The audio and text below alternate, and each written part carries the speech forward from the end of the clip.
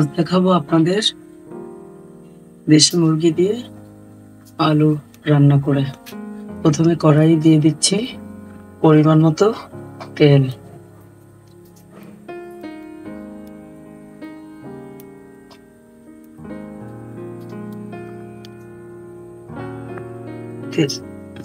তেলের উপরে 1 চামচ চিনি দিয়ে দিচ্ছি। চিনি দেওয়ার কারণ হলো রান্নার কালারটা সুন্দর হবে।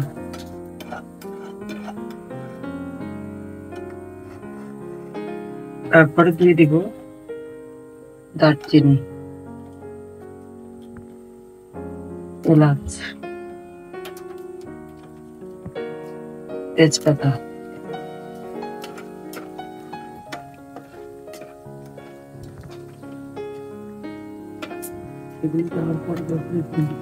ভাজা হবে, একটা স্মেল বের হবে, গন্ধটা সুন্দর যখন লাগবে, গন্ধটা ছেড়ে দিছে, এরপরে দিয়ে দিব পেঁয়াজ বাটা।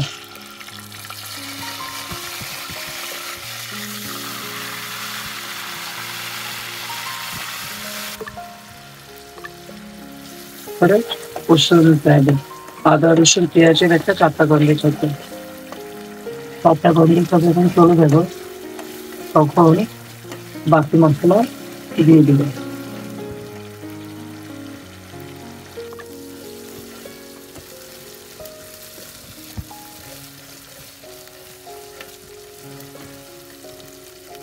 আদা রসুনের কাঁচা গন্ধ চলে যেতেছে, দিয়ে দিব জিরে গুঁড়ো।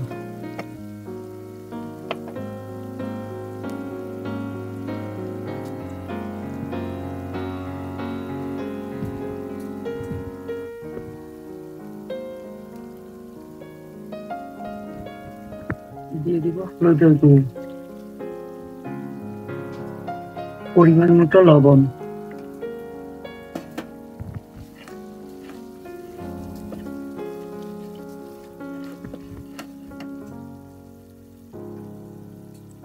সামান্য পানি দিয়ে কষিয়ে নিব।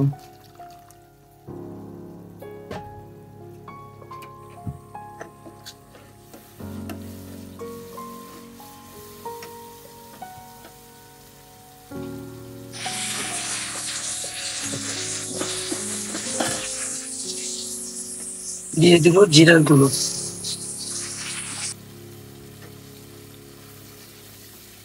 মশলাটা ভালো করে কষিয়ে নিতে হবে। ভালো করে কষানো হয়ে গেলে উপরের তেলটা ছেড়ে দিবে।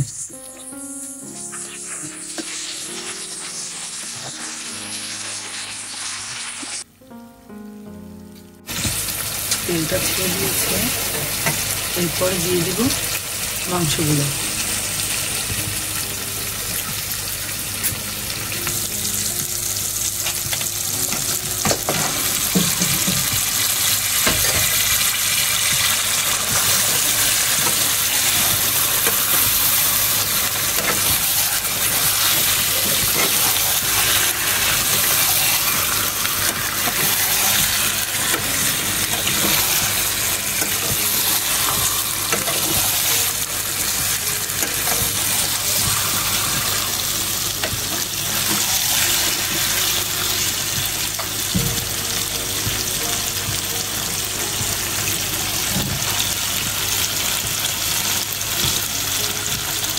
মাংসগুলোকে ভালো করে কষিয়ে নিতে হবে।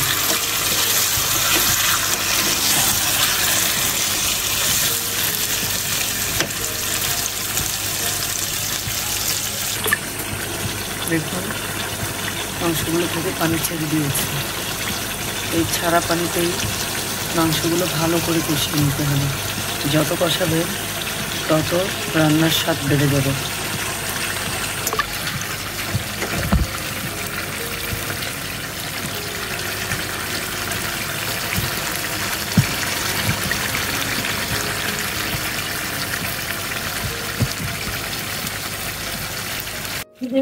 এবারে কষানো মাংসের ভিতরে আলুগুলো দিয়ে কষিয়ে নিব।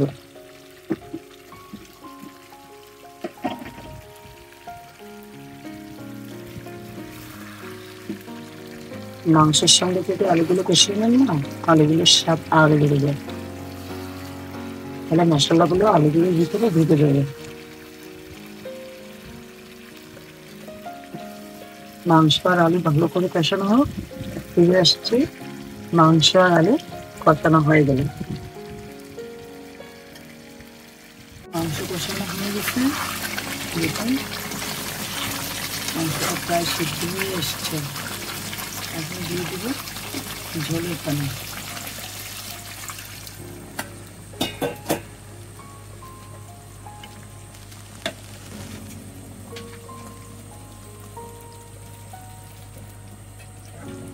ঝোলের পানি দিয়ে দিলাম। মাংস হওয়া পর্যন্ত অপেক্ষা করতে হবে।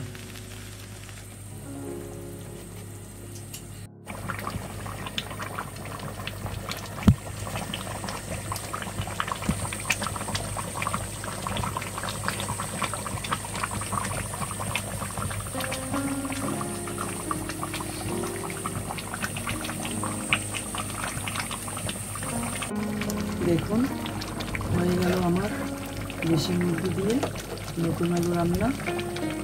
এরকম আরও নতুন নতুন রেসিপি দেখতে চাইলে আমার চ্যানেলটি সাবস্ক্রাইব করুন, লাইক করুন ও কমেন্ট করুন।